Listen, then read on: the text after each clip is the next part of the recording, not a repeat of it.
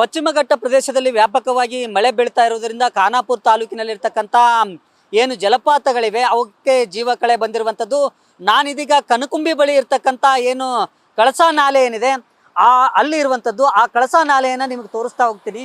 ಯಾವ ರೀತಿ ಏನಂತಂದರೆ ದುಮ್ಮಿಕ್ಕಿ ಬೀಳ್ತಾ ಇದೆ ಅಂಥೇಳಿ. ನೀರು ಏನು ಕಾಡಿನಲ್ಲಿ ಬಿದ್ದಂಥ ನೀರೇನಿದೆ ಅದು ಹಂತವಾಗಿ ಹಳ್ಳದ ಮೂಲಕ ಏನಂತಂದರೆ ಬರುತ್ತೆ. ಅದಾದ ನಂತರ ಅದು ಏನಂತಂದರೆ ಈ ಕಳಸಾ ನಾಲೆ ಏನಿದೆ ನಾಲೆ ಒಳಗಡೆ ಏನಂತಂದರೆ ಹಂತವಾಗಿ ಬೀಳ್ತಕ್ಕಂಥ ದೃಶ್ಯ ಏನಿದೆ, ಹಾಲ್ನೊರೆ ಅಂತ ಏನು ದೃಶ್ಯ ಏನಿದೆ ಅದು ನಿಜಕ್ಕೂ ಏನಂತಂದರೆ ಎಲ್ಲರನ್ನ ನಿಬ್ಬೆರಗುಗೊಳಿಸುತ್ತೆ. ಅದರ ಜೊತೆಗೆ ಏನಂತಂದರೆ ಅದು ಮಾಡ್ತಕ್ಕಂಥ ಶಬ್ದ ಏನಿದೆ ಅದು ಏನಂತಂದರೆ ಗೋವಾ ಹಾಗೇನೆ ಕರ್ನಾಟಕದ ನಡುವೆ ಸಂಚರಿಸ್ತಕ್ಕಂಥ ಏನು ಕನಕುಂಬಿ ರಸ್ತೆ ಏನಿದೆ ಅಲ್ಲಿವರೆಗೂ ಸಹ ಕೇಳುತ್ತೆ.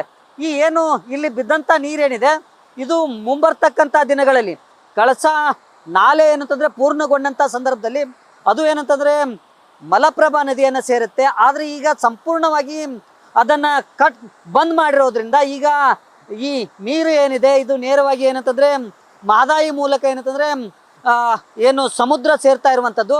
ಹಾಗಾಗಿ ಈ ನಾಲೆ ಇನ್ನೂ ಪೂರ್ಣಗೊಂಡಿಲ್ಲ, ಆದರೆ ಕಾಮಗಾರಿ ನಡೀತಾ ಇದೆ. ಇಂಥ ಸಂದರ್ಭದಲ್ಲಿ ಈ ಏನು ಜಲಪಾತ ಏನಿದೆ